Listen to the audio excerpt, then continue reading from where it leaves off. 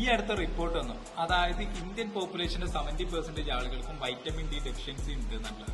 അപ്പം അതിനെ കുറിച്ചുള്ള നിങ്ങളുടെ ഒപ്പീനിയൻ എന്താണ്? വൈറ്റമിൻ ഡി എന്ന് പറഞ്ഞിട്ടുണ്ടെങ്കിൽ അത് മെയിൽസ് ഫീമെയിൽസ് എന്ന് സെപ്പറേറ്റ് ഇല്ല, രണ്ടുപേർക്കും ഓൾമോസ്റ്റ് ഈക്വൽ ആണ്. മെയിൻലി ഡയറ്ററി സോഴ്സിലൂടെയാണ് അത് നമുക്ക് കിട്ടുന്നത്.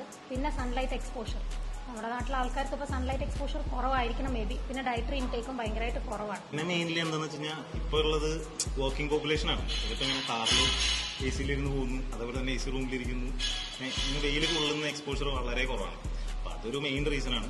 വൈറ്റമിൻ ഡി കുറഞ്ഞിട്ടുണ്ടെങ്കിൽ മെയിൻലി വരാനുള്ളത് ബോഡി പെയിൻ, മസിൽ പെയിൻ.